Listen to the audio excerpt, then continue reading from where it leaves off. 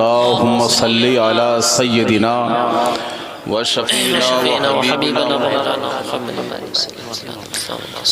व मौलाना मुहम्मदिन मादनिल जूदी वल करम व अला आलिहि व अस्हाबिहि व बारिक व सल्लिम सलातन व सलामन अलैका या रसूल अल्लाह। पीर जितना बूढ़ा हो उतना अच्छा, और मुकर्रिर जितना जवान हो वो अच्छा। मैं ना तो बूढ़ में हूँ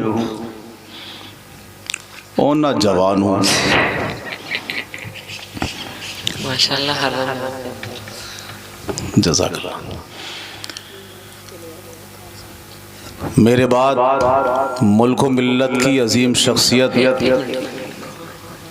रौनक स्टेज होने वाले हैं, आप उनकी तकरीर समाअत फरमाएंगे। इस मोहल्ले में ज़रा मैं पहली मरतबा आया हूँ, उस वाले मोहल्ले में ज़्यादा आया हूँ। ये जो हमारे मौलाना आकिल साहब हैं, इन्होंने पहले ही फरमाइश कर दी। पहले तो मैं डरता था दो टांगे वालों से। मैं जब से 3 टांगे शुरू हुई हैं ये वाली, इससे बड़ा परेशान हूँ। ये मौलाना सिराज साहब जो कल ने ठीक ही ठीक है, इनका जब फ़ोन आया असर के टाइम मेरे पास के साहब मैं भी चलूँगा, तो वही से घबरा गया। अल्लाह खैर करे। एक ये स्टैंड, एक वो स्टैंड, तकरीर को एक नहीं सुनता, सबके सब उसी में लगे रहेंगे, और बच्चे भी वहीं पर कान लगा के सब। बहरहाल बड़ी खुशी की बात है, आप हैं तो कम, मगर ये हमारे मौलाना मोहम्मद कासिम साहब अजीज़ी, इनकी मेहनतें हैं और ये शाबाशी के काबिल भी हैं। और जब मैं यहाँ से गुज़रता था, या रोज़ाना मेरे यहाँ पढ़ने जाते ही हैं, तो मैं हालात का जायज़ा लेता ही रहता हूँ, उनसे पूछता भी रहता हूँ। इन्होंने आप हजरात के हालात बहुत शानदार बताए, बड़ी मोहब्बत करते हैं ये आप लोगों से।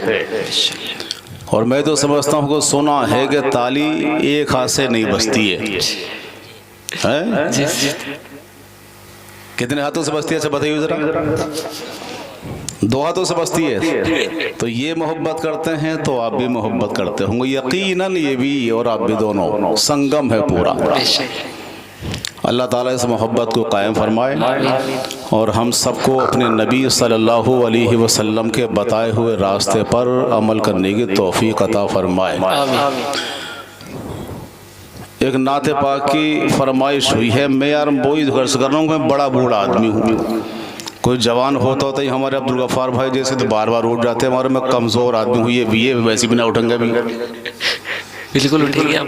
बन के खैरुल वरा, सुभान अल्लाह, सुभान अल्लाह, वाह वाह वाह वाह, बहुत अच्छा। बन के खैरुल वरा, बन के खैरुल वरा,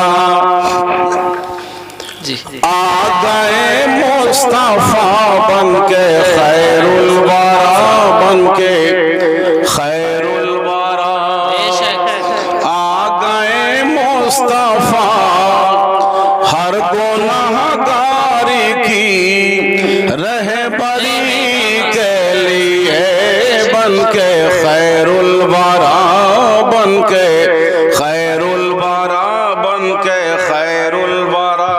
बेशक बेशक।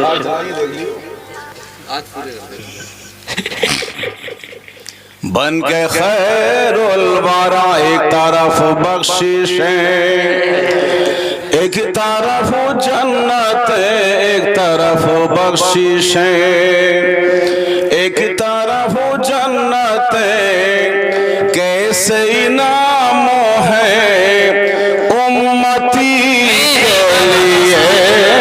नारे तकबीर, नारे रिसालत, मसलके आला हज़रत, मसलके आला हज़रत, हज़रत अल्लामा मौलाना हनीफुल क़ादरी साहिब क़िबला। नारे तकबीर, नारे रिसालत। बन के खैरुल वरा, हल्के हल्के जो दिल में सुरूर आए हैं, बज़्म में कमले वाले ज़रूर आए हैं। हल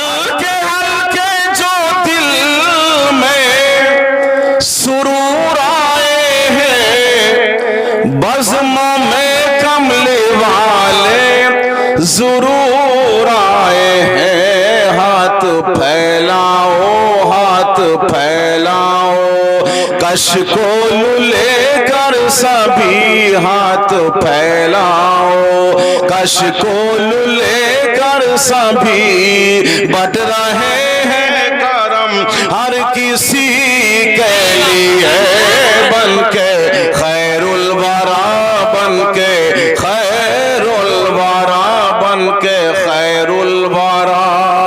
आ गए मुस्तफा हर गुनाहगार की रहबरी के लिए, एक तरफ बख्शिश बहुत अच्छा, बहुत खूब, बहुत खूब। तवज्जो है सब लोग, बिल्कुल देख लो बड़ा बड़ा मैं था। इमाम साहब तो शिविर है माशाल्लाह। अरे इमामों का इमाम हो जाए तो क्या कहना है। चार सूरतों की जी बेशक हवाएं चली, हो गई हर तरफ ये फजा दिल नशी, मुस्कुराओ सभी, मुस्कुराओ सभी, मुस्कुराओ सभी।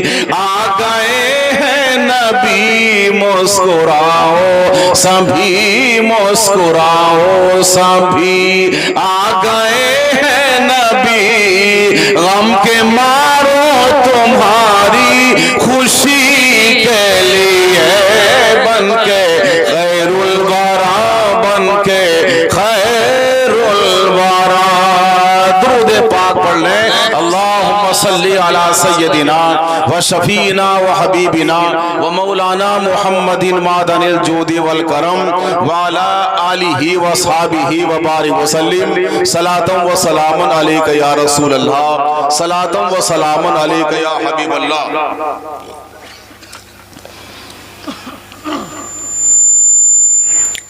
किसी आदमी के बदन पर अगर निजासत लग जाए, तकरीर शुरू कर रहे हैं यहां से, निजासत नापाकी,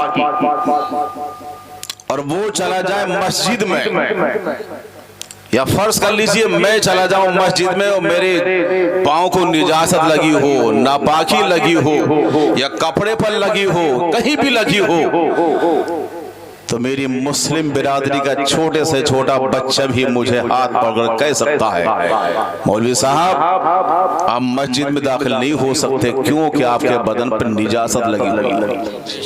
ये सबको मालूम है, सब ये जो भी जाता है मस्जिद में तो वो ये जहन लेकर के जाता है मेरा कुर्ता भी पाक हो, पैजामा भी साफ हो, दिल भी पाक हो, मैं खुद भी पाक हो। सबकी तमन्ना, मेरी तमन्ना भी यही है। तो जिस मुसलमान के दामन पर अगर झूठ का धब्बा लगा हुआ हो, या माँ की बेहुरमती का धब्बा लगा हुआ हो, या बाप को सताने का धब्बा लगा हुआ हो, नमाज़ें छोड़ने का धब्बा लगा हुआ हो, तो मुझे सही बताओ जब वो मस्जिद में दाखिल नहीं हुआ था तो ये मुसलमान जन्नत में कैसे दाखिल होगा, किस अंदाज से दाखिल होगा? नहीं होगा जन्नत में, अव्वली हालत में जन्नत में दाखिल नहीं होगा। अब मैं आपको बता दूं कि जन्नत का रास्ता तो जन्नत तो सिर्फ तुम्हारे लिए बनी है, यकीनन आपके लिए जन्नत है, किसी गैर के लिए नहीं है। जन्नत हमारी है, हमारे रसूल पाक की ममलकत है, रसूल पाक की हुकूमत है जन्नत। हम सब रसूल पाक के उम्मती हैं। रसूल पाक की ये घर, ये जन्नत आपके और हमारे लिए है। मगर जन्नत का दरवाजा और जन्नत का रास्ता बड़ा खतरनाक है। जन्नत जाना चाहते हो तो 5 टाइम की नमाज अदा करनी होगी। जन्नत अगर जाना चाहते हो तो बाप को राजी करना होगा। जन्नत जाना चाहते हो तो माँ को राजी करना होगा। जन्नत अगर जा रहे हो तो माँ के कदमों को बोसा देना होगा। जन्नत जाना चाहते हो तो बाप के हाथों को चूमना होगा। अगर माँ बाप राजी तो मेरे रसूल राजी हो जाएंगे, और रसूल राजी तो मेरा खुदा राजी होगा। और जब खुदा और रसूल राजी तो की मोहम्मद से वफा तूने तो हम तेरे हैं। ये जहां चीज का इल्म हो कलम तेरा है। सुभान अल्लाह, सुभान अल्लाह, सुभान अल्लाह। नारे तकबीर, नारे रिसालत, मुस्लिके आला हज़रत, इस्लाहे मुआशरा कॉन्फ्रेंस, नारे तकबीर, फैज़ाने हुज़ूर मुफ्ती आज़म हिंद, नारे रिसालत। हंसने खेलने की तकरीरें बहुत सुनोगे, यहाँ बैठकर ये आपको सुनना है कि कहीं ऐसा ना हो जाए आज किसी भाई का जनाजा उठा है, कल हमारे जनाजे की बारी ना आ जाए कहीं। रोजाना मैंने अभी हदीस पाक में पढ़ा है, इन बच्चों को पढ़ाता हूँ, इंसान को अपनी जिंदगी में 4 चीजों को अपना लेना चाहिए, हमेशा अपनाना चाहिए, कभी छोड़ना नहीं हो इन 4 चीजों को। सबसे पहली चीज है वो कि जिक्र इलाही, अल्लाह ताला का जिक्र है। आप हजरात जब रात को लेटे तो मुस्तफा का जिक्र कर लें, रात को लेटे तो अल्लाह का जिक्र कर लें, यानी यूं कह दें ला इलाहा इल्लल्लाह मुहम्मदुर रसूलुल्लाह। 4 पाए पर जब लेटे तो ये समझ कर लेटे पता नहीं सुबह भी नसीब होगी या नहीं होगी, किसी को कोई पता नहीं है, ना मुझे पता है ना आपको पता है, कोई पता नहीं है। अच्छा बोलो है पता? अच्छा बोलो, सही बताओ। अच्छा आपको पता है? किसी को कोई पता नहीं है। आप जनाज़ों में शरीक होते हो, आप ये सोचकर जाया करो आज मेरे भाई की बारी है, कल हो सकता है कि मेरा भी इतला किसी को पहुंच जाए।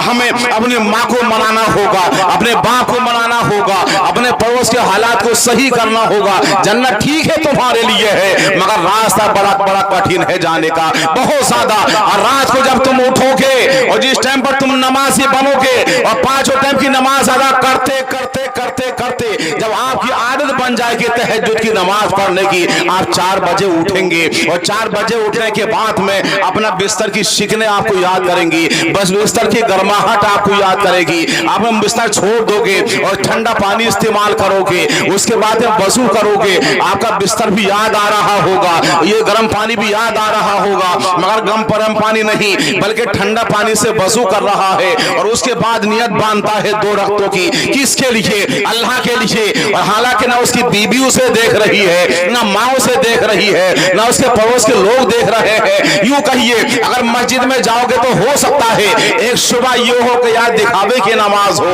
मगर तहज्जुद की नमाज दिखावे की नमाज नहीं है। रात का अंधेरा है, रात की तारीकी है, कोई नहीं देख पा रहा है। कसम अल्लाह की ये बंदा अपने रब की बारगाह में सर झुकाए हुए है, अपनी आंखों से आंसू निकाल रहा है ये बंदा, और अपने मौला की बारगाह में अर्ज़ करता है मौलाई अजीम, ये गुनाहगार बंदा तेरी बारगाह में अपना सर झुकाए हुए है। मौला पास में कोई नेकी नहीं है, गुनाहों का बोझ है, ए मौला तो मेरे गुनाहों की मग़फ़िरत फरमा दे।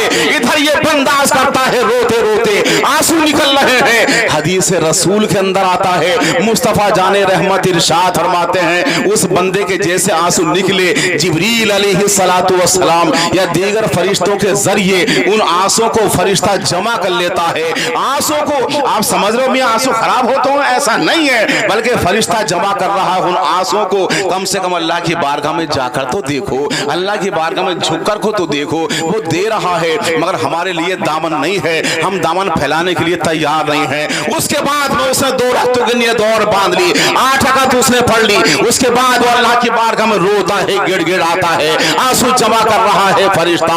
उसके बाद मैदान महशर में जब मुसलमान दोज़ख में जाएंगे, अल्लाह रब्बुल इज्जत के रसूल वहां से जब अपने मोहम्मदियों को मुलाहिजा करते हुए जब जाएंगे और उसके बाद जिब्रील अमीन अलैहिस्सलातु व तस्लीम अर्ज करेंगे कि या रसूल अल्लाह ये हाथ में प्याला है, आपके उम्मती जो तहज्जुद की नमाज पढ़ा करते थे उनके रोने के टाइम के आंसू मैंने इसमें जमा कर लिए हैं, और अल्लाह के रसूल आप इसको दोज़ख पे डाल दीजिए, दोज़ख की आग पर डाल दीजिए। अल्लाह के नबी अलैहिस्सलातु वस्सलाम इरशाद फरमाते हैं जिब्रील ये किसका पानी है?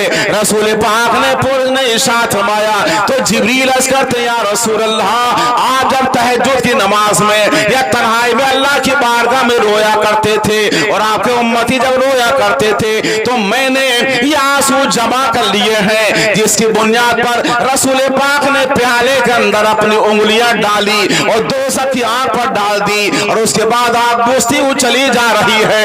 इस लिहाज से मेरा इमाम बरेली की सरजमीन से कहता हुआ नजर आता है अल्लाह क्या जहन्नम अल्लाह क्या जहन्नम अभी न सर्द होगा, अभी न सर्द होगा। बेशक अल्लाह का जहन्नम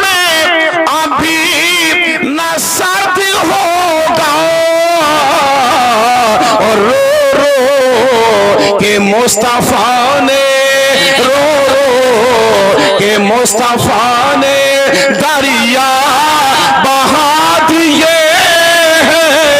दरिया बहा दिए, उनकी महकने दिल के। बहुत अच्छा, बहुत अच्छा, बहुत अच्छा, माशाल्लाह माशाल्लाह। थोड़ा सा इसका ईको खत्म कर दो, करो खत्म। यार मैं बड़ा बूढ़ा आदमी, थोड़ी देर तो चल पाऊं। दुरूद पाक पढ़ लें। अल्लाहुम्मा सल्ली अला सय्यदिना व शफीना व हबीबिना व मौलाना मुहम्मदिन मादनिल जूदी वल करम। तो अर्ज ये कर रहा था कि जन्नत तुम्हारे लिए जरूर है, मगर जन्नत का रास्ता कठिन है, कठिन जरूर है। अगर हम सही से अपना लें तो कोई कठिन नहीं है, कुछ भी तो परेशानी नहीं है। बड़ा बूढ़ा बाप है जिसके हाथों में लर्जा हो चुका है, बड़ी बूढ़ी माँ है नाबीना हो चुकी है, एक नौजवान बच्चा जो अपनी माँ को न कभी सलाम करता है न अपने बाप को सलाम करता है, माँ को तकलीफें देता है, माँ को तकलीफ दे रहा है।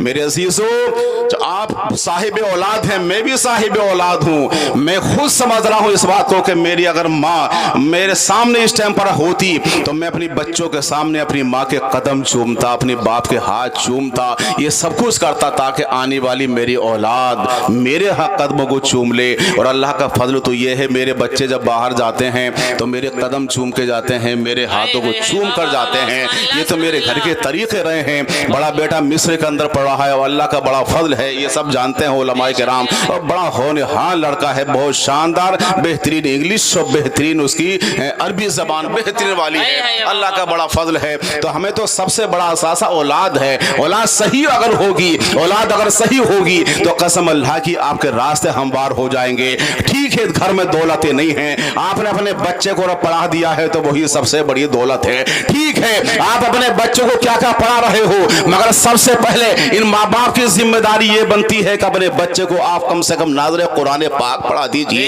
उसके बाद बहारी शरीयत पढ़ा दीजिए, जन्नती जेवर बच्चियों को पढ़ा दीजिए। ये सारी दौलतें आपके घर में होंगी तो वही बच्ची सुबह को फजर की अजान सुनेगी और उसके बाद में उठ जाएगी, अपनी माँ को भी जगाएगी, अपने बाप को जगाएगी। फजर की अजान सुनते सुनते रोजाना की आदत बन जाएगी। जैसे मौसिन पुकारेगा मस्जिद से, हय्या अला सलाह, हय्या अला सलाह,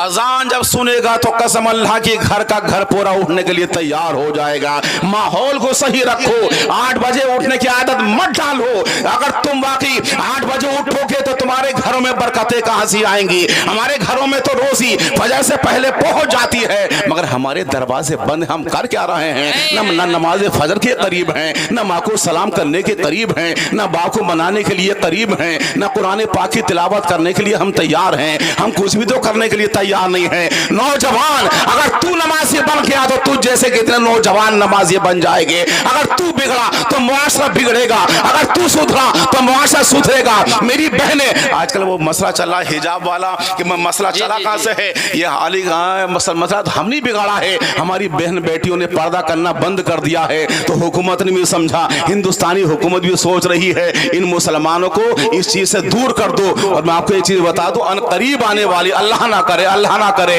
ये मसला सूरत हाल हम लोगों से मुताल्लिक हो जाए। अभी अनकरीब ऐसी चीजें सामने आएंगे कि ईदगाह में औरतें भी नमाज अदा करेंगी ईद की। मस्जिदों के अंदर भी औरतें नमाज अदा करने जाएंगी, रोक नहीं सकते आप लोग। हुकूमत के प्लान यहाँ तक हैं और मैं बड़ी जिम्मेदारी से कह रहा हूँ इस चीज को। जो मैंने खबरें पढ़ी है, कानों में मेरे इस कानों में ये बात पहुंची है कि बहुत जल्दी ये लोग लाने वाले हैं इस चीज को कि मस्जिद के अंदर भी औरतें, रोक के दिखाओ किसमें हिम्मत है। और वो ये कहने की बुनियाद पर क्या औरतों का हक है, औरतों को मस्जिद में जाना चाहिए। ईदगाह के अंदर सब नमाज पढ़ते हैं, औरतों को भी जाना चाहिए। ये उनके नजरियात हैं। कहीं ऐसा ना हो कि कयामत हमारे सरों पर बरपना हो जाए। हमारी बहन बेटियों ने पर्दा करना बंद कर दिया तो लोगों को मसला चला। आपने देखा, ये सब सुन रहे हो आप लोग, स्कूलों कॉलेज में लड़कियां दाखिल नहीं हो पा रही इसी बुनियाद पर, मगर जियाली बेटी वो मर्द बेटी इस अंदाज की कि इस्लाम का पढ़ने वाली बच्ची इस अंदाज के वो आमने सामने हो गई। उसने एक ही मर्तबा अल्लाह अकबर कहा था, अल्लाह अकबर कहा था कि पूरे हिंदुस्तान में तहलका मचा था। एक बेटी ने तहलका मचाया था। आज अगर हमारी 10 बेटियां अगर एक मर्तबा 10 मरतबा अल्लाह अकबर कह दे, जो मुखालिफ ताकतें हैं किसी में हिम्मत नहीं है वो हमारी निगाहों के सामने आ जाए। मगर कमी तो हम में है, हमारी बेटी में कमी, हमारे बच्चों में कमी, हमारे नौजवान बच्चों में कमी। आज आलम ये हो रहा है कि शादी ब्याह हो रहा है। अल्लाह के रसूल ने बहुत पहले इरशाद फरमाया था, लोगों कुर्बे क़यामत एक लड़की ऐसी हो जाएगी आप देखोगे तो बिल्कुल नंगी दिखाई देगी, नंगी। इतना सुना तो सहाबे किराम की आंखों में आंसू आ गए, परेशान हो गए साहबे कराम, या रसूल अल्लाह, कहा हाँ कपड़ा पहने हुए लड़की नंगी दिखाई देगी। और आज आलम यही है कि लड़की कपड़े पहन नहीं है और उसके नीचे तक का पूरा बदन आप देख सकते हैं। सही बोलो, ऐसा है नहीं? से बोलो, कहां गई बाप की खैरत, कहां गई उसके नौजवान भाई की खैरत?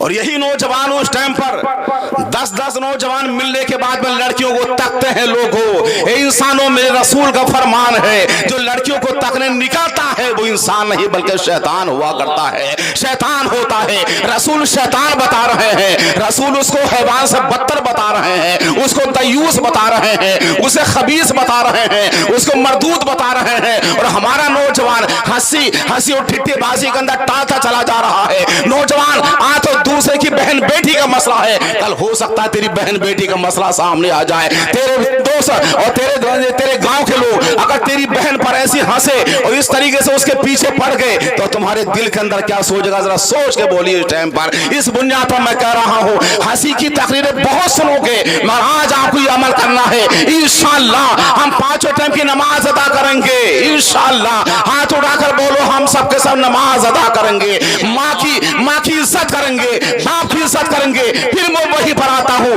कि माँ बाप अगर राजी तो मेरा रसूल राजी, और रसूल राजी तो मेरा मौला राजी हो जाएगा। और जब रसूल और खुदा राजी तो की मोहम्मद से वफा तूने, तो हम तेरे हैं, ये जहां चीज का है लोहो कलम तेरे हैं। बेशक बेशक बेशक, बहुत अच्छा हज़रत। मेरे अजीज, अपनी नौजवानी पर तरस खाइए, सुबह को फजर की नमाज अदा कीजिए, ज़ोहर के लिए तैयार हो जाइए। मेरे रसूल ने इरशाद फरमाया है, अरे मुसलमान तो मुसलमान, गैर मुस्लिम के यहाँ भी मजदूरी करने के लिए जाओगे, गैर मुस्लिम के यहाँ पर, और अगर उससे ये कह दो कि ज़ोहर का टाइम हो चुका है, मुझे 12 रखते नमाज अदा करनी है, भाई साहब टाइम दोगे? तो मियाँ सबसे पहले कहेगा, इसमें पूछने की जरूरत क्या है, आप नमाज अदा कर लो, नमाज अदा कर लो। अभी 2-3 साल पहले की बात है, मजदूर बनके हमारा मुसलमान गया एक गैर मुस्लिम के यहाँ पर, और रोजा मुंह से नहीं, रोजा नहीं है। उस गैर मुस्लिम ने पूछा, भाई साहब तुम रोजे की हालत में रमजान में तुम यार बड़ी मेहनत कर रहे हो, यार तुम आराम कर लो। कितना अच्छा सबक दे रहा है वो घर वाला, यार तुम आराम कर लो, तुम्हारा रोजा है। मुझे तो ये काफी है कि एक रोजेदार मेरे घर पे काम करने के लिए आया, मुझे कुछ नहीं चाहिए, तुम तो बैठो लेटो आराम करो, जोहर यहीं पढ़ना, असर यहीं पढ़ना, उसके बाद घर जाना। मगर इत्तेफाक से किसी ने बता दिया कि ये रोजेदार नहीं है, तो मियाँ जो सारी उम्मीदें थी वो सब की सब खत्म हो गई, तो उससे ज्यादा काम लिया जा रहा, ज्यादा काम लिया जा रहा। अच्छा हम तो बड़ी खुशफहमी के अंदर थे, तुम रोजेदार हो गए, तुमने यार अल्लाह का भी कहना नहीं माना, अपने रसूल का कहना नहीं माना, मैं तुमसे ज्यादा काम लूंगा, ज्यादा काम लूंगा। तो हमारे मुसलमान नौजवान अगर वाकई अगर सही तौर से अगर अमल कर लें तो इसकी जिंदगी में तो 4 चांद लग जाएंगे। मगर उसने उसको धोखा दे दिया, वो बेचारा बड़ा अच्छा समझ रहा था, ये उसकी हुस्न ज़न जो है उसने खत्म कर दिया है उस नौजवान ने। तो प्यारे नौजवानों, रमजान आ रहा है, उसकी तैयारी आपको अभी से करना है। रमजान आ रहा है, तैयारी करना है, आप रोजा रखना शुरू कर दीजिए। उसके बाद में आप ये नमाज पंजगाना अदा कीजिए, नमाज मत छोड़ना, इसलिए कि मैदान महशर में सबसे पहले जो आपसे और मुझसे सवाल होगा वो नमाज का होगा। नमाज वो चीज है, अगर वाकई कांधे से कांधा लगा के नमाज अदा करोगे तो मोहब्बत पैदा हो जाएगी, दुश्मन भी एक हो जाएगा। बेशक बेशक बेशक। और नमाज का फलसफा भी ये है, सुनिए फलसफे को। एक दुश्मन ये है, एक दुश्मन ये है, समझे, दूसरों की प्लेटें अलग अलग, यानी हुक्का पानी बंद है, बोलचाल आपस में है ही नहीं, कतन नहीं है। मगर जैसे मुअज्जिन ने अजान पड़ी है और जब जमात का टाइम आता है तो ये कतरा तो बहुत रहा था, वो जगह उधर को नहीं। नारे तकबीर, नारे तकबीर, नारे रिसालत, मसलके आला हज़रत उलमाए अहले सुन्नत हज़रत अल्लाह मौलाना मुफ्ती सैयद अफरोज मियां मंजरी, हज़रत अल्लाह मौलाना सैयद अफरोज मियां मंजरी, नारे तकबीर, नारे रिसालत। तशरीफ रखिए। सही साहब तशरीफ ले आए हैं। मैंने आपसे कहा था कि कबाब में हड्डी नहीं बनेंगे, थोड़ी देर के लिए बड़े बूढ़े की तकरीर सुन लो। दुरूद पाक पढ़ लें। अल्लाहुम्मा सल्ली अला सय्यदिना व शफीना व हबीबिना व मौलाना मुहम्मदिन मादनिल जूदी वल करम व अला आलिहि व अस्हाबिहि व बारिक व सल्लिम सलातम व सलामन अलैका या रसूल अल्लाह, सलातम व सलामन अलैका या हबीब अल्लाह। तो अर्ज ये कर रहा था कि आप 5 टाइम की नमाज अदा कीजिए। एक दुश्मन इधर खड़ा हुआ है, एक दुश्मन इधर खड़ा हुआ है, जान के लाले पड़े हुए हैं, मगर इस नमाज के फलसफे ने दोनों दुश्मनों को एक कर दिया है। कांधे से कांधा लगाकर अल्लाह की बारगाह में खड़े हुए हैं दोनों के दोनों। तो जो नमाज दोनों को नमाज के अंदर एक कर सकती है, तो मुझे बताओ बाहर निकल के भी दोनों एक हो सकते हैं या नहीं हो सकते? आज न से कल को से यकीनन एक हो जाएंगे। तो नमाज का एक फलसफा ये भी तो है। मगर हम नमाज, हमारे इमाम लोग बेचारे परेशान हैं, बुलाते बुलाते परेशान हैं, इनको नमाज की तबलीग करते करते परेशान हैं। ये तो सवाब बिल्कुल पाएंगे ही, मगर खमियाजा आपको भुगतना पड़ेगा। मैं आपको बता रहा हूँ, क्योंकि मैंने अभी आपसे शुरू में कहा था कि जब किसी के जनाजे में जाओ तो ये समझ कर जाओ कि हो सकता है कि आज इसकी बारी है, कल मेरी बारी भी हो सकती है। ये नसीहत के अल्फाज है आप लोगों के लिए। तो अर्ज ये कर रहा था कि माँ बाप का मसला है, माँ बाप का। मुस्तफ़ा जाने रहमत सल्लल्लाहु अलैहि वसल्लम ने खुद अपनी माँ की इज्जत करके भी तो दिखाई है, खुद रसूल पाक ने इज्जत करके दिखाई है। मेरे आका ने, रसूल पाक सल्लल्लाहु अलैहि वसल्लम तशरीफ फरमा है, सहाबा किराम करीब में बैठे हुए हैं। मुस्तफ़ा जाने रहमत ने के करीब से एक औरत गुजरती है जिसके हाथ हैं वो भी छुपे हुए हैं, चेहरा है वो भी कोई नहीं देख पा रहा था, उनके बदन का कोई रूंगटा कोई भी नहीं देख पा रहा था। जरा मुझे देख लें आप लोग, मुझे देख लें। वो तो मैंने पहले कहा था इन तीन टांगों से बड़ा परेशान हूं। हजरत, तो अर्ज ये कर रहा था कि नबी करीम अलैहिस्सलातु वस्सलाम तशरीफ फरमा है, उसके बाद एक बड़ी बूढ़ी औरत गुजरती है। ये कौन सा जमाना है? सारे जमानों में सबसे अफजल, सबसे बेहतरीन जमाना है। वो किसका जमाना है? वो रसूल पाक का दौर है, जाहिरी दौर है। मैंने जामिया फारूक अजीज़ुल उलूम में, जो हमारे यहाँ 8वीं क्लास तक के बच्चे पढ़ते हैं, इंग्लिश वगैरह पढ़ते हैं, मैंने उन बच्चों से सवाल किया इंटरवल में, बच्चे बताओ कि दुनिया में सबसे ज्यादा खूबसूरत कौन है? जी सबसे ज्यादा खूबसूरत आखिर कौन है? बच्चों बताओ। तो बच्चे तो जहां सोचना चाहिए तो आप भी सोच रहे होंगे। बड़ी मुश्किल से एक बच्चा बोला कि सलमान खान। सलमान खान मर गए नहीं, अभी तुम पहुंचे नहीं हो, सही बताओ। तो दूसरा बोला कटरीना कैफ। क्या बोला? अरे कुछ बताओ, तुम्हें भूलिया हूं, कुछ बता दो। किसी ने कहा साहब हेमा मालिनी। ये 3 नाम उन्होंने बताया। मैंने कहा तुम तीनों के तीनों फेल हो। बात कहां से चली थी उनके सामने? ये जो बच्चे बाल कटवा रहे हैं, छपकली कट है, सांप कट, कुत्ता कट, तो उन हीरो को देख देख के तो कटवा रहे हैं। और अम्मा बड़ी खुश हो रही है, हाँ क्या कहने, मेरा लौंडा बन गया साहब, कुत्ता कट। बड़ी खुश हो रही है, अब्बा भी खुश हो रहे हैं। हमारे एक बच्चे ने जो है ऐसे थोड़ी से बनवा लिए, तो मियाँ हमने फौरन भेजा गया, क्या करके आ रहा हो? फौरन बाल उतरवा का, फौरन बाल उतरवा का, सब उतरवा का। हमारे घर में ये बाल नहीं चल पाएंगे। और बच्चे बता दो कौन सा है वो, दिखाऊं बच्चा आपको? कहाँ है बिलाल? ये बच्चा बैठा, इसने तकरीर की थी आपके सामने भी। हाँ, तो इस बच्चे हमने फौरन बाल उसको ठीक कराई है। तो माँ बाप बड़े खुश हो रहे हैं साहब इस मामले से। तो बच्चों के जहन में है क्या कि जो सबसे ज्यादा खूबसूरत होगा तो उसके बाल भी ज्यादा, जैसे उन्होंने कटवाए हम भी कटवा लेंगे। मगर हमने उनसे कहा कि देखो देखो नहीं, ऐसा नहीं है, ना तो सलमान खान है, ना हेमा मालिनी है, ना कुछ है। सबसे बड़े खूबसूरत, सबसे बड़े हसीन, जहां हुस्न भी अपना दामन फैलाकर भीख मांगे, समझे, उसकी बारगाह में चलते हैं। उसका नाम है मोहम्मदुर रसूलुल्लाह सल्लल्लाहु ताला अलैहि वसल्लम। वो सबसे ज्यादा हसीन हैं, सबसे ज्यादा खूबसूरत हैं। अब हमें बता दो बच्चों, क्या रसूल पाक के बाल भी ऐसे थे या नहीं थे? समझे, बच्चे बोले नहीं ऐसा तो नहीं थे। फिर ये यहाँ क्यों कर रहे हो ऐसा काम? तो ये कमी हमारी है, माँ बाप नहीं टोक पा रहे हैं। और बच्चा कैसे बस सलीके इख्तियार कर रहा है और बुराइयों की जानिब चला जा रहा है। दूसरों के दरवाजे बैठ कर मोबाइल बाजी कर रहा है। कौन कौन से ये फंक्शन देख रहा है।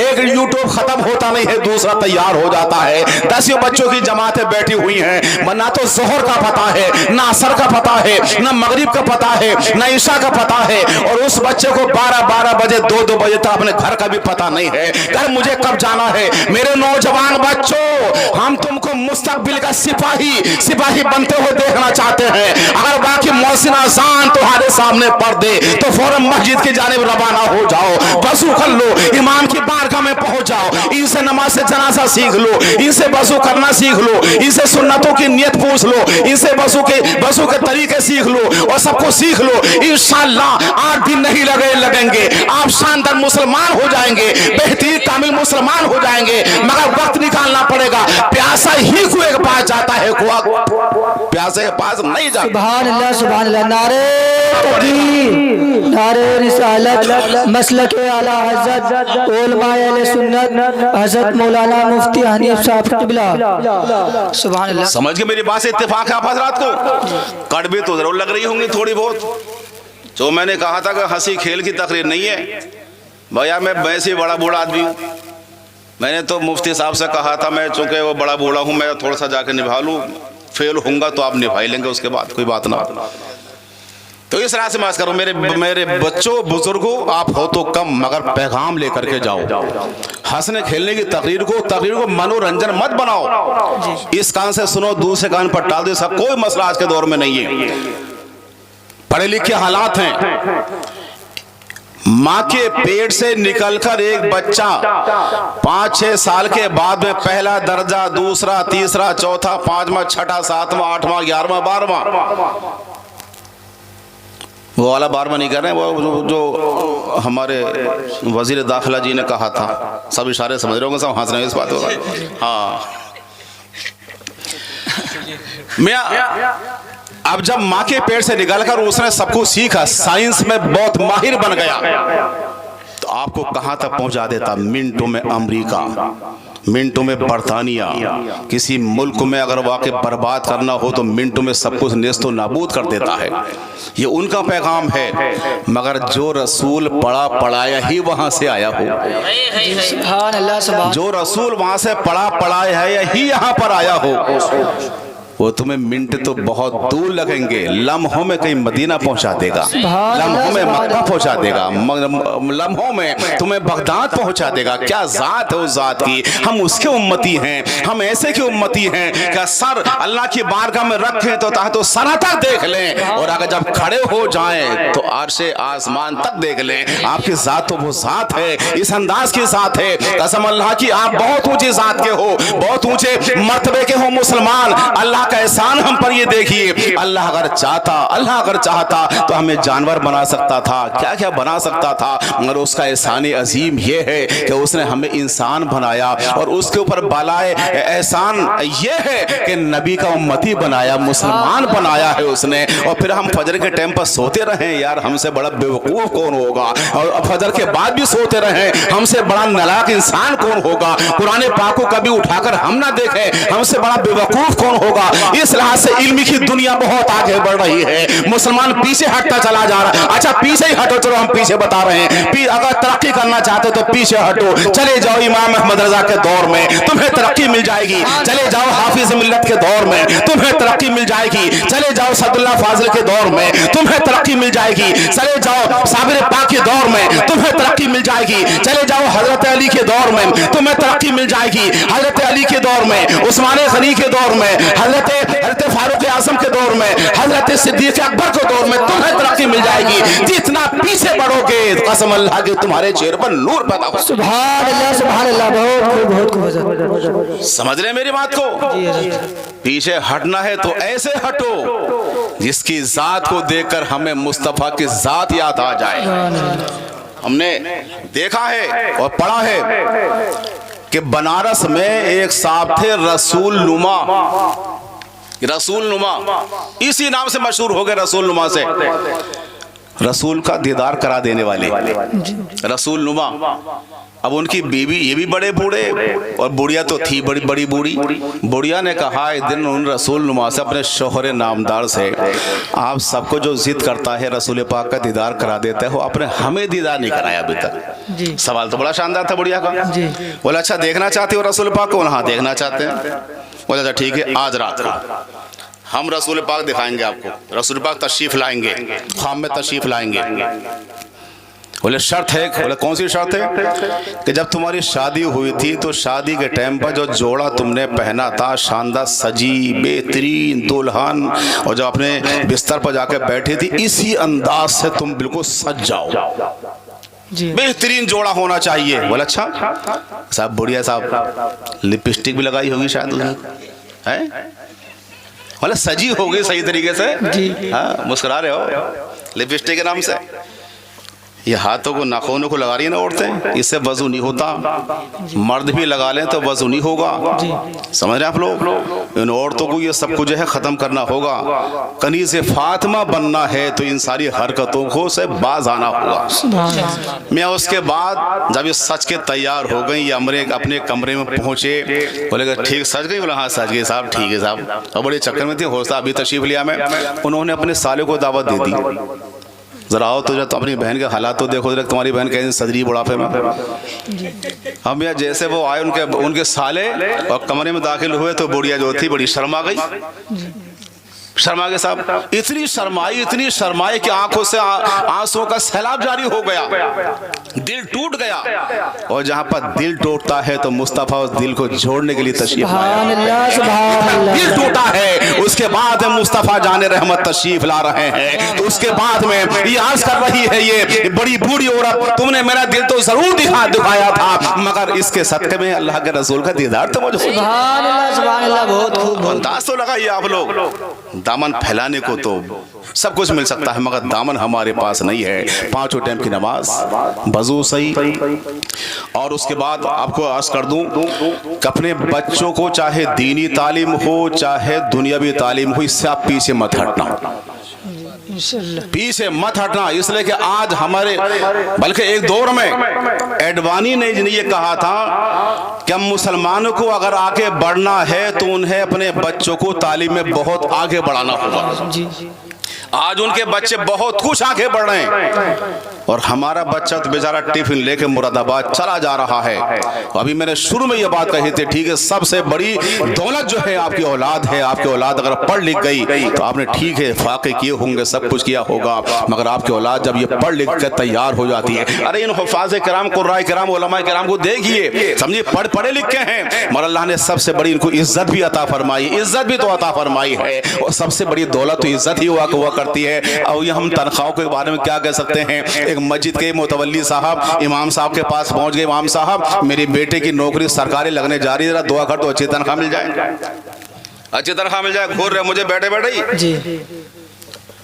उसके बाद साहब उन्होंने कहा अच्छा ठीक है मैं दुआ करता हूँ। साहब मुसल्ले पे खड़े होकर उन्होंने अल्लाह ताला इनके बच्चों को सरकारी नौकरी दे दो, तनख्वाह इतनी ही हो जितनी मेरी है, तनख्वाह इतनी हो जितनी मेरी है। बोले इमाम साहब क्या कह रहे हो? बोले तुम्हारी तो 6000 है। बोले अच्छा मेरी 6000 है, अपने बेटे को 50,000 के चक्कर में हो।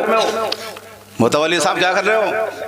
तो अंदाजा लगाइए, अपने लिए तो आप लोग चाह रहे हो बहुत शानदार, रोजाना 2000, 3000, 4000 तक कमा लेते हो, और मेरी दुआ अल्लाह ताला तुम्हें खूब दे, खूब कमाओ, मगर अपने इमाम के बारे में सोचना होगा। जी हजरत। अपने इमाम के बारे में सोचना होगा, वरना जिस दिन अगर 2 निकाह पढ़ाने के लिए इमाम साहब निकल जा, रजिस्टर हाथ में हो, तो लोग क्या कहते हैं, इमाम साहब हाथ से लग गई, जी हजरत। हाथ लग गई, मैं लग गई के अंदर शाम तक जब तक 200 रुपए खर्च नहीं करा देंगे लोंडे, उस बेचारे इमाम को किसी मान नहीं सकते। हमारे करीब में वो दरियाल है, दरियाल से पीछे गांव है धम्मन, जी धम्मन 2 निकाह पढ़ा के निकले गांव से, वो भी दरियाल के थे बेचारे, गांव करीब में ही लोंडे लग गए, जब तक के वो 3-4 हजार जो भी कमाए हो, जब तक ले नहीं लिए पूरे के पूरे गर्दन पर रख के, जब तक माने नहीं। बोले चाय पी लो भाई साहब, बोले दे रहे हो। तो मियाँ जितने भी कमाए थे बेचारे वो साइकिल लेके फिर ऐसे वापस हो गए। लोगों ने कहा इमाम साहब अब तो घर जा रहे थे, बोले जो कमाया था सब गया आज, लोंडे लग गए रास्ते में, सारे पैसे मुझसे ले गए। तो यार क्या है हमारे नौजवानों का आलम, सोचना होगा। बस इसी पर तकरीर। अस्सलाम वालेकुम।